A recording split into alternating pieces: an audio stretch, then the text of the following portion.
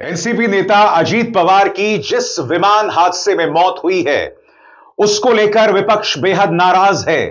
पश्चिम बंगाल की मुख्यमंत्री ममता बनर्जी सीधे तौर पर सामने आ गई हैं और वो कह रही हैं कि यह एक सामान्य मौत नहीं है।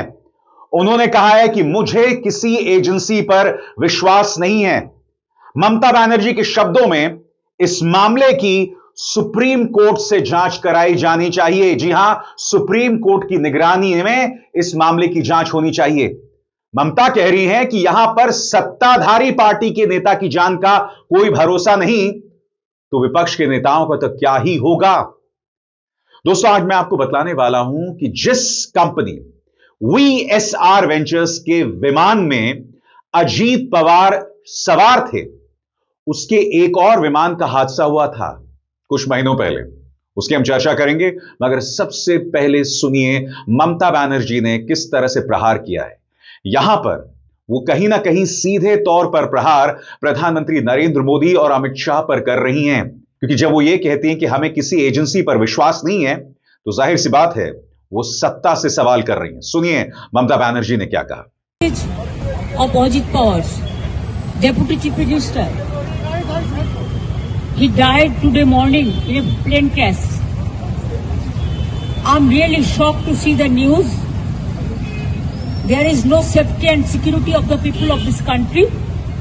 Even the political leaders, I do not know what is the fate of the opposition political parties, but he was very much with the ruling party. But before few days ago, I came to know that from social network that somebody from other party, they gave a statement that Ajit Pawar is willing to leave the BJP. And now what happened today, I need proper investigation under the supervision of Supreme Court. Only we have the trust on Supreme Court, no other agency. All the agencies are being totally purchased. And really it's a great loss for the country. Maybe he's from the opposition. Now he's from the opposition. But tomorrow he's supposed to join the original force of their party. My condolences to the ये बड़ी दुखद घटना है और अजीत पवार एक अभी उनका जो देहांत हुआ, मैं समझूंगा कि प्रीमैच्योर डेथ है और इससे जो काम करने वाला व्यक्ति था उसको इस तरीके से उसका अंत होना, ये हम सभी को आघात कर दिया है और उनके फैमिली मेंबर्स को भी बड़ा दुख पहुंचा है और बड़े इसमें है, दुखी है।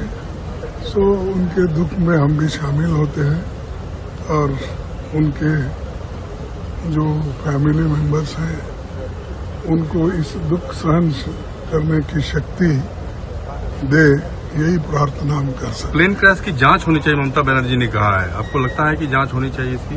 सुप्रीम कोर्ट के जज के थ्रू जांच होनी चाहिए, ममता ने कहा। देखिए, जांच तो होना चाहिए क्योंकि ऐसा एक्सीडेंट हुआ है जो अननेचुरल है। भाई एयर सेफ्टी को लेकर बहुत कंसर्न है, आप सब लोग जाते रहते हैं। अब क्या है, मोर और लेस सभी लीडर्स बोलिए या अर्जेंट काम के लिए सभी लोग जाते हैं और इवन दूसरे कॉर्पोरेट वाले भी जाते हैं जी। लेकिन ऐसा हर जगह होना, एक तरफ तो बड़े बड़े जहाज भी, अहमदाबाद के भी बहुत बड़ा एक्सीडेंट, ये तो जो प्लेन था, छोटा प्लेन, वहां पर ऐसा हुआ क्यों, इसकी जांच तो होना ही चाहिए। दोस्तों, मैं आपका ध्यान खींचना चाहता हूं पत्रकार अरिंदम मजुमदार के इस बयान की तरफ। उन्होंने अपने सोशल मीडिया हैंडल एक्स पर यह ट्वीट किया है। ध्यान से सुनिएगा, मैं आपको क्या बतलाने वाला हूं। आपकी स्क्रीन पर उसी ऑपरेटर VSR वेंचर्स का एक लियरजेट 45 विमान 2023 में मुंबई में नियंत्रण खोकर क्रैश हो गया था।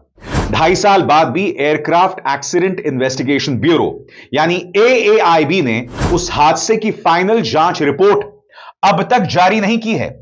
तो फिर इससे भारत की हवाई हादसों की जांच प्रक्रिया के बारे में क्या पता चलता है? क्या 2023 के हादसे से कोई सबक लिया गया है या नहीं? इस वक्त सोशल मीडिया में यह भी चर्चा चल रही है कि जो विमान हादसा 14 सितंबर 2023 को हुआ था, उसी विमान में सवार थे अजीत पवार। मैं आपको स्पष्ट कर देना चाहता हूं, यह खबर सरासर गलत है। कंपनी सेम है, यानी VSR वेंचर्स, मगर विमान अलग अलग है क्योंकि उनका रजिस्ट्रेशन नंबर अलग अलग है। मैं आपको बतलाना चाहता हूं कि जिस विमान में अजीत पवार सवार थे, उस विमान का रजिस्ट्रेशन है VTSSK, और जो विमान हादसा 14 सितंबर 2023 में हुआ था, जिसमें कम से कम 14 लोग जख्मी हो गए थे, उसका रजिस्ट्रेशन नंबर है VTDBL, यानी दोनों विमानों के रजिस्ट्रेशन नंबर में जमीन आसमान का फर्क है। मगर हां, जैसे मैंने बताया, VSR वेंचर्स ये वो कंपनी है जिसका विमान पहले भी दुर्घटनाग्रस्त हो गया है, लिहाजा इस मामले की जांच होनी चाहिए। और मैंने कहा, विपक्ष इसे स्वीकार करने को तैयार नहीं है। संजय सिंह ने करारा प्रहार किया है।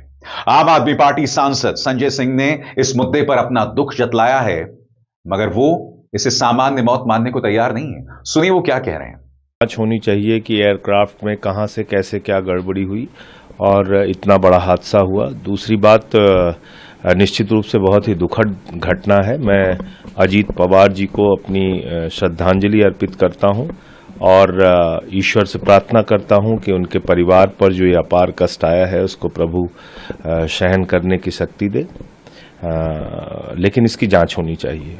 दोस्तों, इससे पहले कि मैं आपको बताऊं कि कांग्रेस के नेता दिग्विजय सिंह ने क्या कहा है, मैं आपको बतलाना चाहता हूं कांग्रेस के एक अन्य नेता हैं गोविंद सिंह डोटासरा, और वो कह रहे हैं कि इस मामले की जांच खुद प्रधानमंत्री नरेंद्र मोदी और गृह मंत्री को करना चाहिए। बकौल गोविंद सिंह डोटासरा, इससे पहले विजय रूपाणी की मौत हुई एक प्लेन हादसे में, बिपिन रावत की, जनरल बिपिन रावत की मौत हुई, और अब यह तीसरी मौत।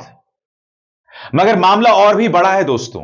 विमान हादसों को लेकर हम कितने गंभीर हैं, यह इस बात से पता चलता है कि भारत का एक लंबा चौड़ा इतिहास है जब हमारे बड़े बड़े राजनेता विमान हादसों में मारे गए हैं, चाहे माधवराव सिंधिया हो, संजय गांधी हो, राजशेखर रेड्डी हो, बड़े बड़े नेता, मुख्यमंत्री शामिल हैं इनमें, और अब अजीत पवार। मगर हम इन गलतियों से सीख नहीं ले रहे हैं। आइए सुनते हैं क्या कह रहे हैं दिग्विजय सिंह। लेकिन ये हादसा हुआ क्यों? जो प्रारंभिक मुझे जानकारी मिली है उसमें इसी प्रकार का हादसा इसी कंपनी का 3 साल पहले मुंबई में हुआ था, और इसमें लो विजिबिलिटी में हुआ है। सामान्य तौर पर जब तक 5 किलोमीटर तक की विजिबिलिटी न हो तब तक लैंडिंग नहीं होना चाहिए। तो पहली बार नीचे उतरा, फिर टेक ऑफ किया। सेकेंड बार लैंडिंग करते वक्त इसका जो एयर स्ट्रिप था वो मिस हो गया। ये DGCA को इसकी पूरी जांच करना चाहिए, और जो कंपनी है जिस कंपनी से ये दूसरा हादसा हुआ है उसका जो मेंटेनेंस है वो कौन कर रहे हैं, किसके द्वारा मेंटेनेंस किया जा रहा है, DGCA का क्लियरेंस था कि नहीं था, ये सारी बातों पर जांच होना चाहिए। हम उनके शोक संतप्त परिवार को अपनी संवेदना व्यक्त करते हैं और उन्हें विनम्र श्रद्धांजलि अर्पित करते हैं।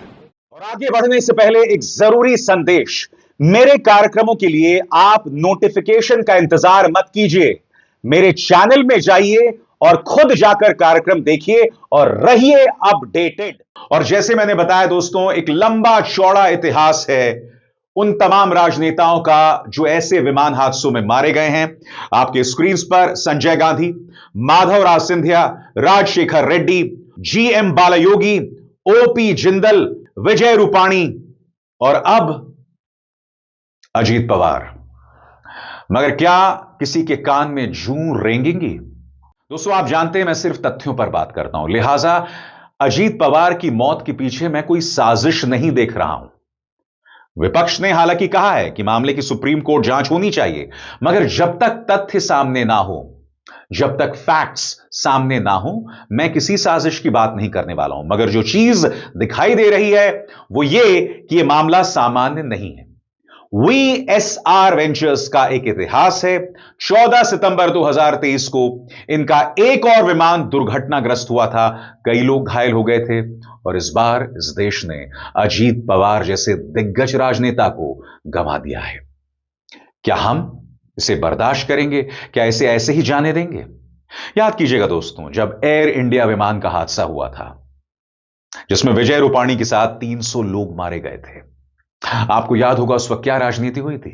जो 2 पायलट्स थे उन पर ठीकरा फोड़ा जा रहा था, उनका इतिहास खोदा जा रहा था, न जाने क्या क्या कहा जा रहा था उन दोनों पायलट्स के बारे में। मगर जब उस मामले की अंतर्राष्ट्रीय जांच हुई तो स्पष्ट हो गया कि पायलट्स का कोई दोष नहीं था। मगर जैसे मैंने बताया ना, यह वो निजाम है, यह वो व्यवस्था है। पिछले 11 सालों में सरकार अपनी जिम्मेदारी से बचती रहती है और वो अक्सर अपना ठीकरा, अपनी जिम्मेदारी किसी और पर फोड़ती है। यह हकीकत है और यही संगोल युग है और इससे बड़ी त्रासदी क्या ही हो सकती है। अब एसआर शर्मा को दीजिए इजाजत। नमस्कार।